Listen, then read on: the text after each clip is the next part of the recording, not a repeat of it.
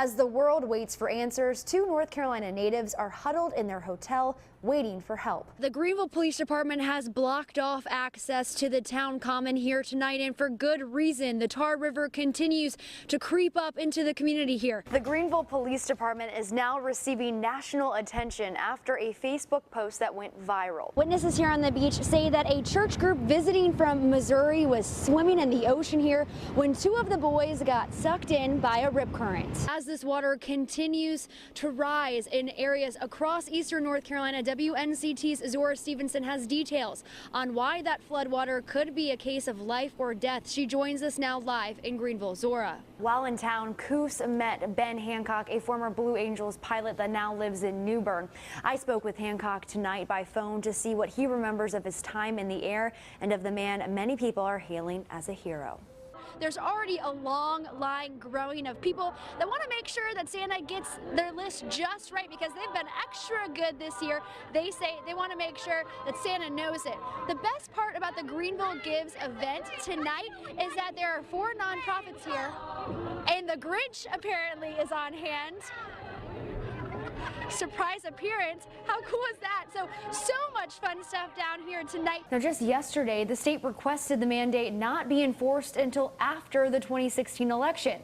But the panel's ruling said doing so would compromise the integrity and efficiency of voting. On Sunday, March 13th, Anthony was fishing with friends when he decided that he would go for a swim in the Tar River, and that's when he disappeared. On World AIDS Day, doctors in the East are working to ensure that patients have the best access to care to stop the spread of the disease. A new grant is helping them do just that. One HIV patient says this approach is much different from the way she found out that she was in for the fight of her life back in the early 90s. First a heat advisory, now a pop-up summer storm, but that is not stopping Donald Trump supporters from coming out in Raleigh tonight. I'm Harden, and coming up we'll have the very latest in an umbrella. Thank you. They're worried there may be a lot of confusion, and for a good reason, with many people still lost in what is required at the polls. As the ruling stands today, a photo ID will not be required in the general election. The 4th Circuit Court of Appeals ruled the law unconstitutional, but the governor does not agree and hopes the Supreme Court will reverse the decision. ISIS is claiming responsibility for the deadly attacks Friday night in Paris that killed at least 129 people and injured more than 350 others. Investigators say 8 terrorists were killed at multiple locations in the city, including a packed theater, a soccer stadium, and multiple bars and restaurants. Over 3,000 French troops were deployed to the city today to help restore order there and reassure a frightened community. The positive results continue in one neighborhood in Greenville after the Greenville Police Department makes a targeted effort to improve community relations there. Now, 2 weeks ago, we showed you a gathering with police and residents of West Point Apartments. Well, we checked in to see if the proposed changes and collaborations with the departments had happened. Property manager Kevin Davenport says the changes haven't just happened, but are clearly working. So much so, the management company plans to implement the suggestions in its other properties in the area. Davenport says that he's noticed improvements firsthand. The wind is whipping, the ocean is angry, the dune is gone, and Highway 12 in Kitty Hawk is closed. Now, residents and visitors waiting to see what Mother Nature will do next. You can't beat Mother Nature. No matter how hard you try, Mother Nature is going to do her thing. This is drone video of Highway 12 in Kitty Hawk just 5 days ago. Now the barrier between the ocean and the homes along North Virginia Dare Drive is gone, and many are wondering if the area is safe. Come out this morning and look at it. I mean, it's like the beach is coming out. We're kind of concerned. We're one house in and we're worried that it's, you know, are we going to be safe or what? High tide Sunday afternoon meant washover and erosion from the rising water. Got you guys.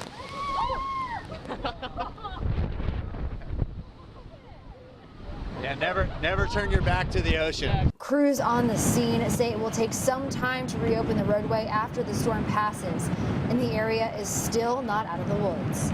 It's probably going to be quite some time because, as you know, we're supposed to receive another high tide late this evening, approximately 3 a.m.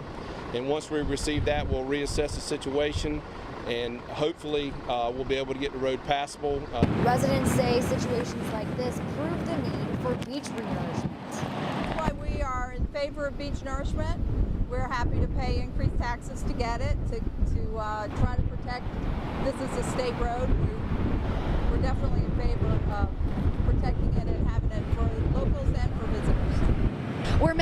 wind gusts out here as strong as 49 miles per hour, and there is no sign of this wind dying down anytime soon. Again, that high tide expected to come back in around 3 o'clock tomorrow morning, so make sure you tune in right here for Morning Edition on WNCT to see the latest from Highway 12. In Kitty Hawk, Katie Harden, 9 on your side. 1 year ago, this road was taped off as police investigated a triple homicide at this home. The victims, 3 brothers, all under the age of 12. I remember crying, couldn't sleep, like just thinking of it in my head. I couldn't sleep. We all prayed for the family. Bethany Cuthbertson was 16 years old when her neighbors, ages 12, 5, and 1, were killed next door. She says the 2 families, both Burmese refugees, were good friends. They was at each other's house. They walk in without knocking, stuff like that. That's how close they were.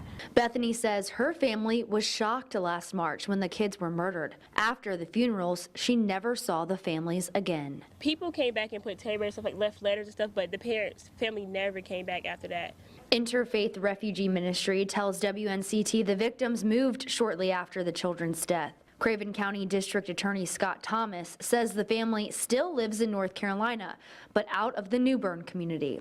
It's something that still sticks with those who work on the case, including myself. I was there that night when it happened, went there to the crime scene, and that's not something I think I'll ever forget, and I'm sure the investigators never will.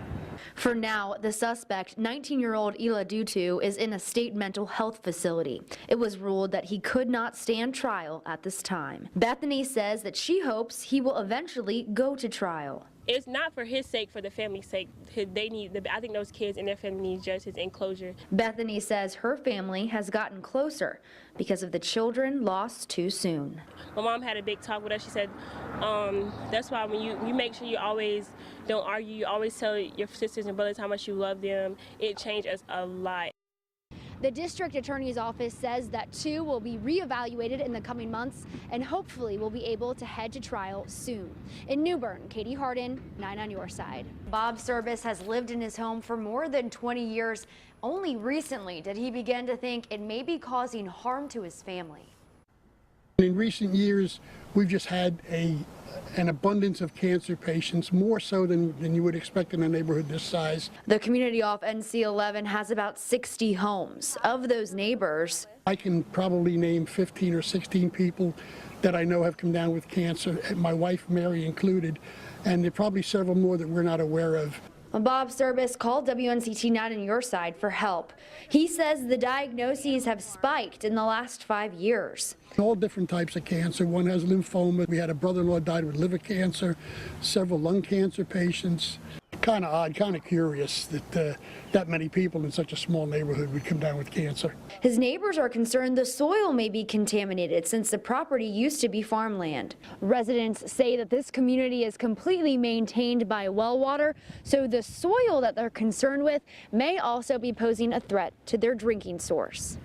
Service says it's hard enough fighting the disease. Now he just wants peace of mind. I want to know that, it's free, is that the neighborhood is not causing cancer. There is a process to get answers, which WNCT is now working with Service to find. Hopefully that somebody will come out and say that no, it's not the neighborhood, it's just a freak of nature, okay? The soil is fine, the water is fine, you're safe to live here. Whatever happens from this point on, it's just going to be, I guess God's will. Now, we connected with the Lenoir County Health Department and the North Carolina Division of Health and Human Services. Both say the next step is to contact the Central Cancer Registry. Service has contacted the designated official and is now waiting for a response. We dug a little deeper into what would need to be in place for officials to investigate this potential cancer cluster. NCDHHS says the specific situation must be studied to determine if it is in fact a cancer cluster. Several questions are asked, including, are they all the same types of cancer? During what period of time did those cancers appear? How old are the people with cancer, etc.? If DHHS determines the number of cases is higher than the expected cases in that area, they may move forward with an investigation. That would include analysis of the area, the patient's lifestyles, and their home and working environments. Stay with WNCT as we track this story and help the Lenore County community find answers to potentially deadly questions. In 2014, more than 120,000 animals were euthanized in shelters across our state, according to the Department of Agriculture. That number is alarming, and the reality is heartbreaking for rescues and shelters working tirelessly to find homes for the animals on death row. One group is working to help connect these animals with homes, even if they're hundreds of miles away. We're headed all the way up in this week's Positively Carolina. The sky is the limit for these dogs in Rocky Mount, and it looks like their ride has arrived. It means everything. Without our group, a lot of dogs would be put to sleep. Pilots in Paws is a group that helps transport homeless animals to areas where they can be adopted. On this day, WNCT tagged along with pilot Steve Shoup and his 16-year-old son, Kalen, who came to the Tar Heel State from Northern Virginia to team up with rescues in Wilson County. Shoup has made flights like this for more than 5 years and has saved over 100 dogs. She said to have like medicated baths every day. He says each flight is different, but all very rewarding. With these dogs that are perhaps the most helpless of all passengers, it's a very, very satisfying experience to get them to a place where they're going to be a lot better off than they were. Kalen says that he loves being a part of helping make a difference. We're getting a chance to save lots of animals' lives and do a part in just making the world better. Many of the dogs looking for new homes live with fosters first. Letting go can be tough, but everyone agrees the pilots who are willing to help their fostered fur babies are something special. They're sent from God, because to do something like this, you've got to have a good heart and to care about people and animals. Love ya. Okay, let me in. On this day, all right, Susie, Cotton, Sabrina, Issa, Zara, and Wayne have been cleared for takeoff. It's a hot day in North Carolina, so the dogs are ready to go, and that excitement lasts all the way up. Fast forward an hour later, and we're nearly 500 miles away from our starting point at Rocky Mount Wilson Airport. Now in Caldwell, New Jersey, where the rescues are waiting. Some of the workers in New Jersey say without the program and pilots like Shoup that volunteer their time, money, and plane, they wouldn't be able to save as many animals as they do. We had the opportunity to rescue these 3 girls today because of Steve. So in all essence, Steve saved their lives. Shoup says after the plane is landed and the dogs are rescued, he reflects on the trip with his own pup. I go home and I look at my dog and I say, you don't know how good you've got it, buddy.